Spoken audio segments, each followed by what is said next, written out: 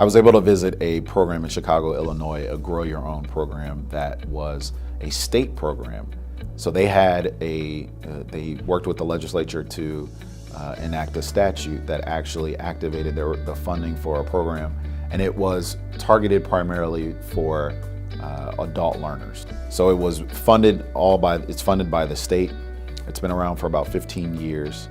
There, I was able to meet with the executive director, Kate Van Winkle, who showed me the various places that there was support. So it actually, 15 years ago, it started as in Chicago. So it's a statewide initiative, but it started in Chicago as a community-based organization or community-based organization led. So there were folks from different nonprofits who worked very closely in the community, and they said, we need to diversify our teacher workforce.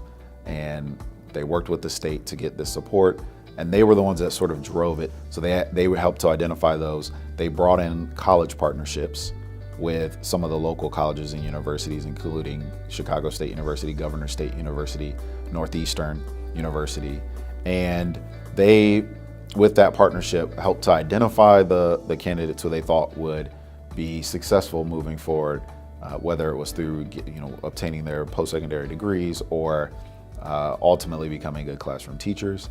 And with the state's help, helped to fund those candidates going through the collegiate process or the post-secondary process, and ultimately getting their licensure and teaching in the communities that they were serving as either paraprofessionals or in some way working in the as adults in the education system.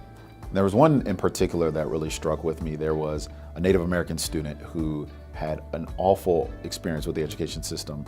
Her father was actually part of a program in Illinois to basically drive to identify students of color, Native American students, and make them, instead of practicing their own customs, go to a boarding school and almost try to force the assimilation of their people. So it was, she had a horrible, experience, and she really didn't ever want to associate with education in general, and didn't think that teaching, that was the farthest thing from her mind to become a teacher.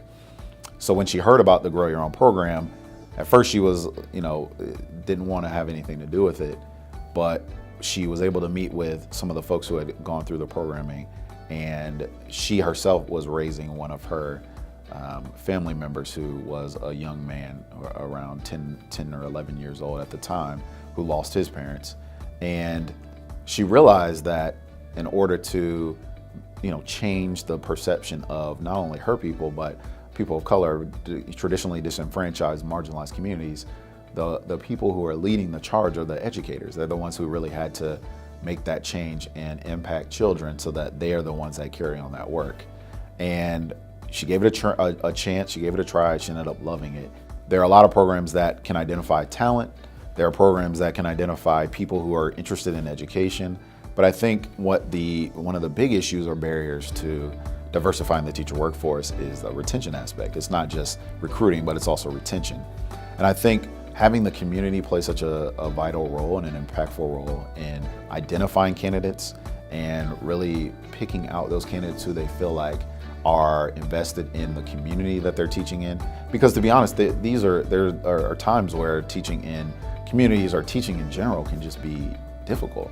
So to have that sort of buy-in and have that investment in the community that you're teaching in, I think can really drive retention up.